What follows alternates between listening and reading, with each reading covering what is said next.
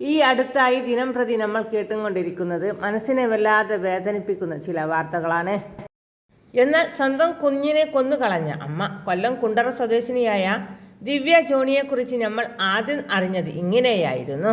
ഒരിക്കൽ വെറുപ്പോടെ കണ്ട യുവതിയെ ജീവിതകഥ കേട്ട് മലയാളികൾ സ്നേഹിച്ചു തുടങ്ങി.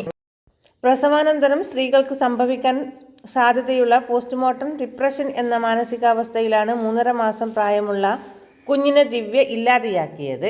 പോസ്റ്റ് പാർട്ടം ഡിപ്രഷനെ കുറിച്ച് കേരളം ചർച്ച ചെയ്യാൻ കാരണമായ ദിവ്യ ജീവനൊടുക്കിയെന്ന ദുഃഖകരമായ വാർത്തയാണ് പുറത്തു വരുന്നത്. കഴിഞ്ഞ ദിവസമായിരുന്നു സംഭവം. ആലക്കോട് പോലീസ് കേസെടുത്ത് അന്വേഷണം ആരംഭിച്ചു. പഠിക്കാൻ മിടുക്കിയായിരുന്ന ദിവ്യ ഏറെ പ്രതീക്ഷകളുമായി താൻ തെരഞ്ഞെടുത്ത ഒരാളുമായുള്ള ജീവിതത്തിലേക്ക് കാലെടുത്തു വെച്ചു.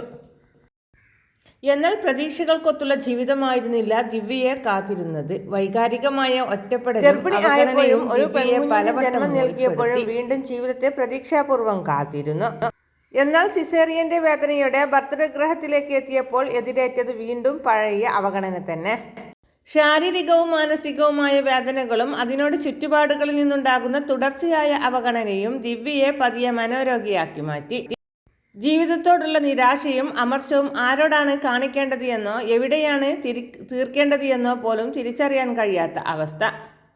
പ്രസവാനന്തരം സ്ത്രീകൾക്ക് സംഭവിക്കാൻ സാധ്യതയുള്ള പോസ്റ്റ്മോർട്ടം ഡിപ്രഷൻ എന്ന പ്രത്യേക മാനസികാവസ്ഥയിലാണ് കുഞ്ഞിനെ കൊലപ്പെടുത്തിയത്. മാനസിക രോഗത്തിനെ തുടർന്ന് മരുന്നുകൾ കഴിച്ചുകൊണ്ടിരുന്ന ദിവ്യ പലപ്പോഴും ആത്മഹത്യാ പ്രവണത പ്രകടിപ്പിച്ചിരുന്നു.